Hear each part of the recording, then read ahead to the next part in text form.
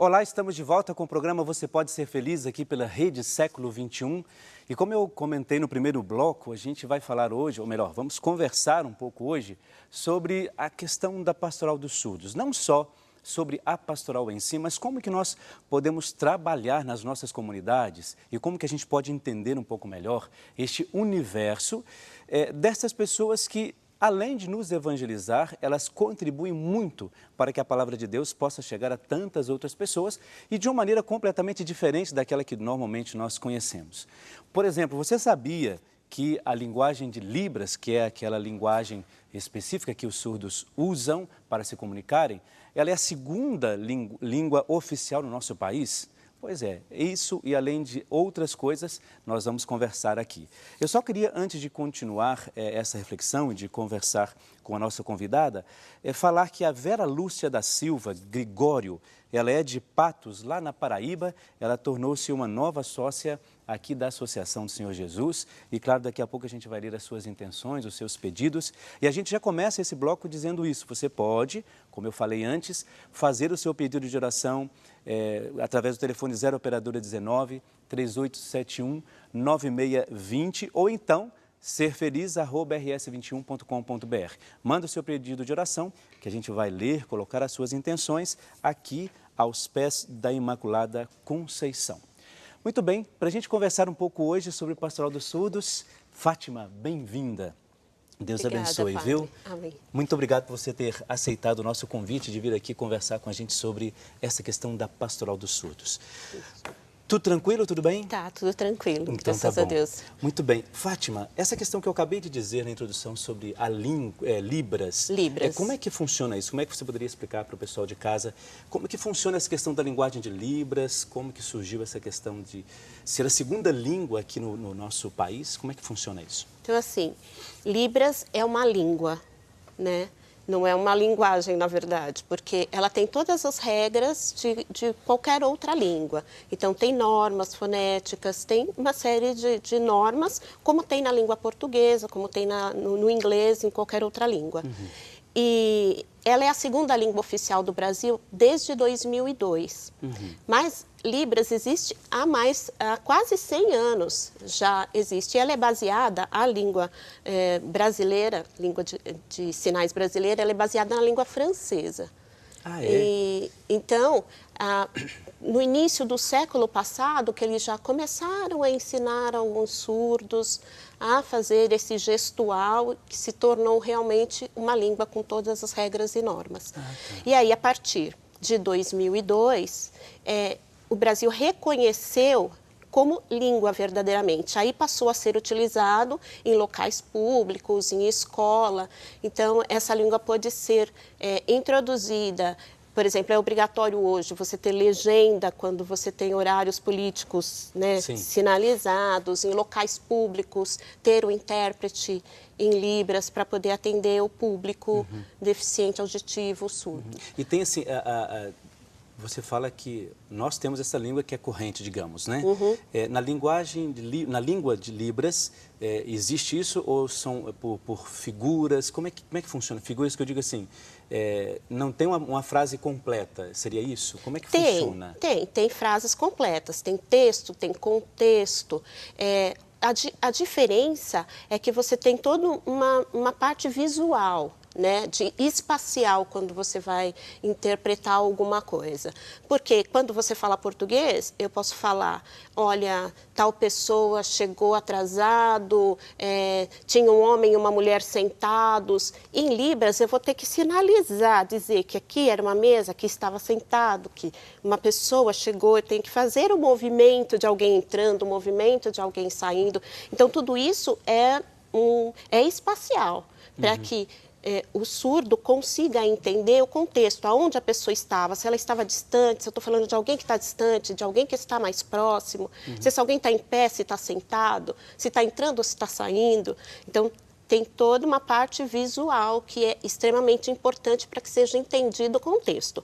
Mas existem as palavras que são as mesmas do português que a gente sinaliza, mas na hora de você contar uma história, de você fazer uma interpretação bíblica, você tem que fazer isso dentro de um espaço para que o surdo tenha uma compreensão melhor do contexto, né, do que está acontecendo naquele momento.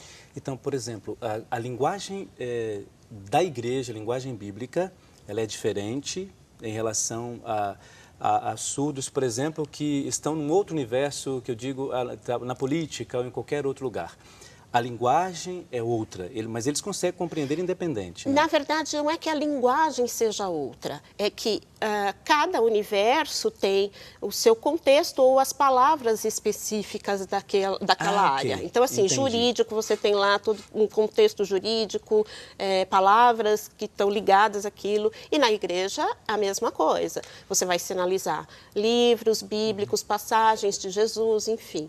Então, tem todo um outro contexto. Mas a forma de expressar a língua, ela é igual em qualquer lugar. O que vai diferir são as palavras, na verdade, e a sinalização, né? O sinal para cada palavra. Olha, se você ligou a TV agora, se você está sintonizando agora na Rede Século XXI, nós estamos conversando sobre o Pastoral dos Surdos. Eu estou aqui com a Fátima Miquelinha. A Fátima, ela trabalha na Pastoral dos Surdos, na coordenação da Pastoral dos Surdos, lá no Santuário de Nossa Senhora do Sagrado Coração.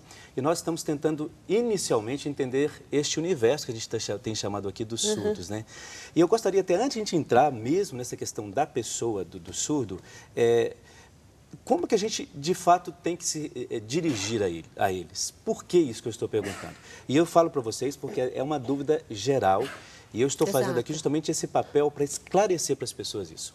Às vezes nós temos medo de falar surdo, como se fosse uma doença, né? Isso. Como é que é isso, na verdade, para eles? Você que tem uma convivência direta com eles. Como é que funciona isso? Eu chamo de surdos mesmo? Então, eu digo que, normalmente, quem define como quer ser chamado é o próprio surdo. Tem alguns que preferem ser chamados de deficiente auditivo e tem outros que preferem ser chamados de surdos.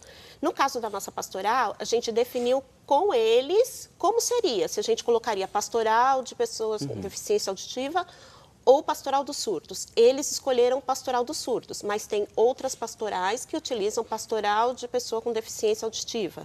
Então, na verdade, quem define são eles. Se eles disserem assim, não, eu prefiro ser chamado de surdo, não tem problema nenhum. Não há problema A nenhum. maioria deles prefere ser chamado de surdo, sim, falar, é surdo. Então, é porque nós temos esse receio. É receio. Tem. E olha, eu não quero ser taxado de preconceito por falar que a pessoa é surda. Mas então não tem nenhum problema, eu posso falar. Não tem. Se o surdo fala, não, eu prefiro que me chame de deficiente auditivo, aí você passa a dizer deficiente, não surdo. Agora, eu queria saber de você assim, você como coordenadora, junto com a Darlene lá no santuário, como que vocês percebem esta pastoral, né, dentro da igreja? Como é que a Pastoral dos Surdos hoje, dentro da nossa igreja, como é que vocês percebem o espaço que tem? Precisa de mais espaço? Como que a gente pode fazer isso acontecer? Claro que a gente vai entrar em mais detalhes sobre isso, mas inicialmente, o que você acha importante? Como que você vê, primeiro, o espaço da Pastoral dos Surdos dentro da igreja? Então, falando da igreja de modo geral, eu acho que ainda a Pastoral dos Surdos, ela é muito pouco conhecida, né? Tem muita gente que quando chega e vê a Pastoral dos Surdos, fala, nossa, eu nem sabia que tinha Pastoral dos Surdos, porque são pouquíssimas igrejas que têm pastorais, essa pastoral. Eu ainda consultei ontem, né, a coordenadora de São Paulo, das pastorais, perguntei quantas pastorais nós temos agora no estado de São Paulo. São 30, e São Paulo é o que tem maior número de pastorais dos surdos. São 30 grupos de pastorais. São 30 pastorais para o estado inteiro de São Paulo. Então, assim, é muito pouca pastoral. É uma pastoral muito particular. Por quê? Porque você precisa ter pessoas que conheçam a língua de sinais, porque senão dá para auxiliar em alguma coisa, é possível, mas você não consegue incluir o surdo realmente na igreja e evangelizar se não souber a língua, né? Mas também eu digo que as pessoas não devem se abater no sentido de falar assim, mas aqui na nossa comunidade não tem ninguém que saiba Libras. Se você tem um surdo que tem conhecimento de catequese, ele coordena a pastoral dos surdos e o próprio surdo, com pouco apoio de ouvintes, né, que a gente fala que as pessoas que ouvem a gente chama de ouvinte, com pouco apoio de ouvinte, eles conseguem administrar a pastoral, porque o próprio surdo pode fazer a interpretação das leituras, né? Então, o ouvinte segue com o dedo enquanto está sendo feita a leitura e ele interpreta para o próprio grupo, né, de surdos.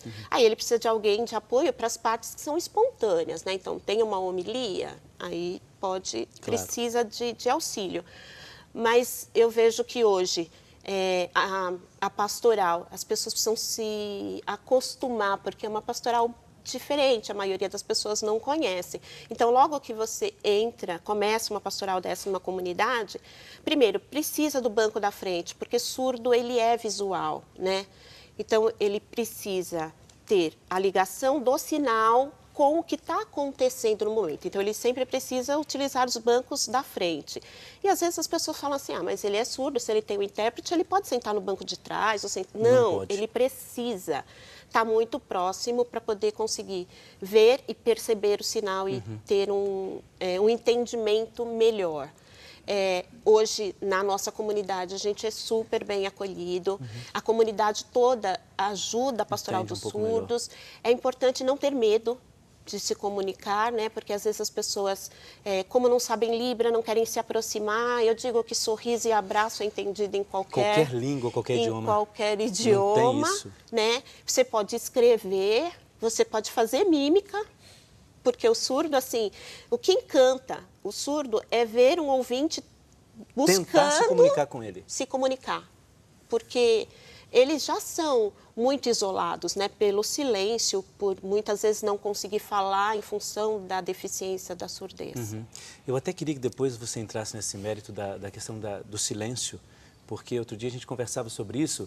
Nós que ouvimos, temos, claro, esse privilégio de poder, a questão dos sons, a nossa comunicação quando você vai ao médico, quando você vai fazer um exame, qualquer coisa. Você pode se comunicar porque você ouve bem e você tem todo aquele aparato próprio, né, que a sociedade é feita para isso, para aqueles que ouvem.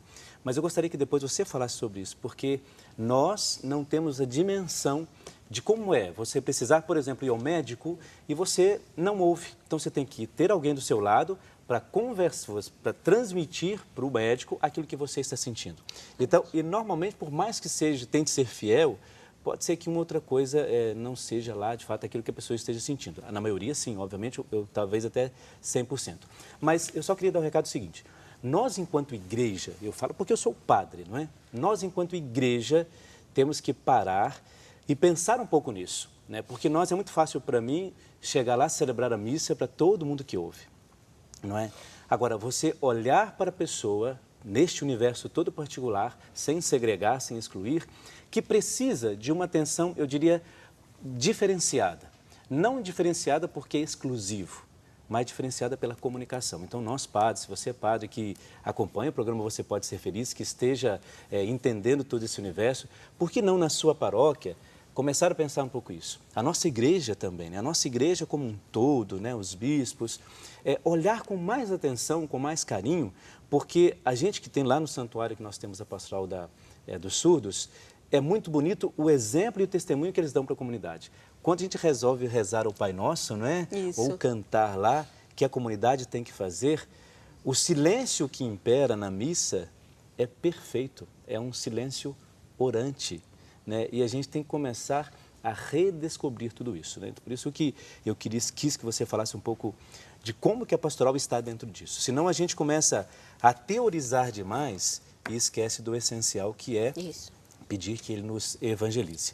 O Fátima, a gente vai continuar sobre esse assunto, mas eu tenho que lembrar aqui de alguns nomes de pessoas que ligam para cá fazendo seus pedidos de oração e essas pessoas acreditam nessa intercessão que a gente faz. Por isso, eu queria, nesse momento, lembrar de todas essas pessoas, pelos quais pedidos eu vou fazer agora, lembrando que todas as nossas intenções, aquelas que você tem, estas que eu trago aqui, aquelas que você tem no seu coração e que você não ligou para cá, tudo isso é colocado aqui diante da imagem da Imaculada Conceição.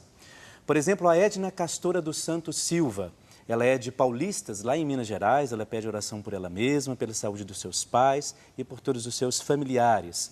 A Luísa Batista de Almeida, ela é de Novo Gama, lá em Goiás, Também ela pede orações por Maria Eduarda, que está completando 8 anos hoje. Parabéns, Maria Eduarda, que Deus te abençoe, que o Espírito Santo sempre ilumine a sua vida. Também a Francisca da Chagas Pereira, ela é de Trindade, lá em Pernambuco.